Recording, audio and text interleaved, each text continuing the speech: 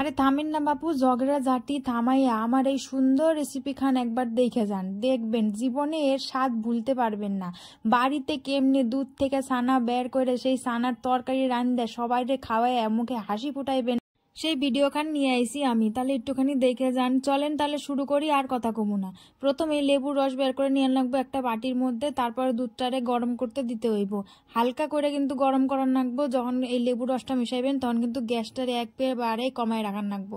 তারপরে আস্তে আস্তে লেবুর রস মিশাইলে দেখবেন যে জল আর দুধ কি সুন্দর আলাদা হয়ে যাইতেছে। যেরকম তেলে জলে মিশখায় না, সেরকম আবার কিন্তু এই দুধ থেকে আবার জল কি সুন্দর বের করে দিয়ে যায়। কন দেখিনি জল বেড়ে গেল, ছানা আপনার চলে আইলো।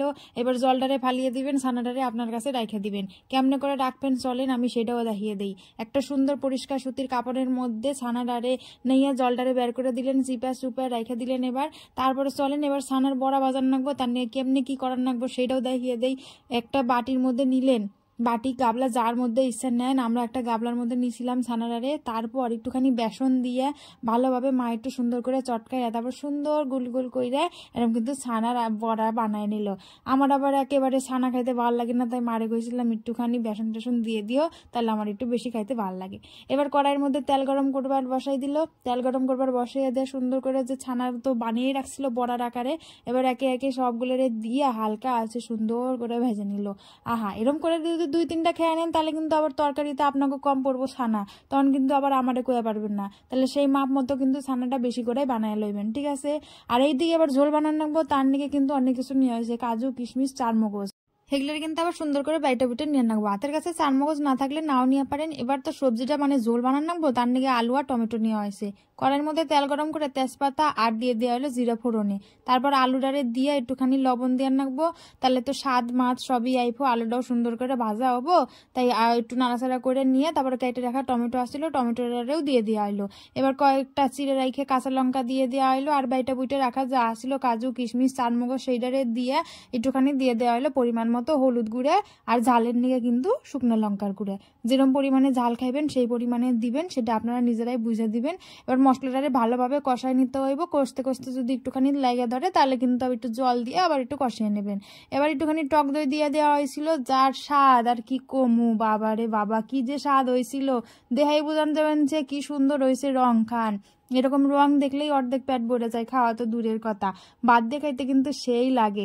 এই যে অনেকখানি ভাজাভুজি হয়ে গেছে, এইবার কিন্তু একটু স্বাদের ব্যালেন্সটা করার নিকে দিয়ে দেন নাগো কিন্তু একটুখানি চিনি একটু দিয়েন, তাহলে ভালোই স্বাদ লাগবো।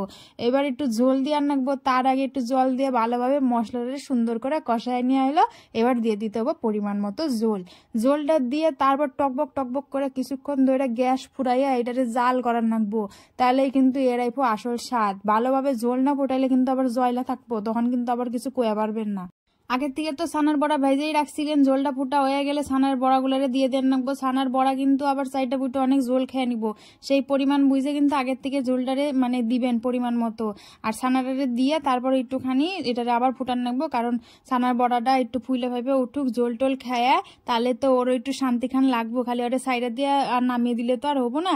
এবার আর একটু স্বাদের নিগে দিয়ে দেন রাখবো আপনার হলো কি জিরার গুঁড়া আর হলো গরম মশলার গুঁড়া, ব্যাস আর কি চাই, আর কিচ্ছু চাই না, হয়ে গেল। এবার সবকিছুরে ভালোভাবে নাড়াচাড়া করে মিশিয়ে নইলেন, ব্যাস হয়ে গেল। এবার টাইম মতো হইলে খালি নামিয়ে নেবেন সুন্দর করে।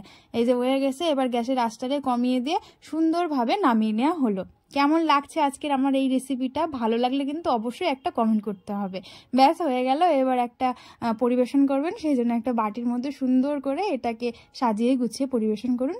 আর আমার এত বকবকের মাঝে যদি এই রেসিপিটা আপনাদের কিছু ভালো লেগে থাকে তাহলে প্লিজ চ্যানেলটিকে সাবস্ক্রাইব করে আমার পাশে থাকবেন। আর এরপরে কি রেসিপি দেখতে চান সেটা আমাকে অবশ্যই কমেন্ট করে জানাবেন।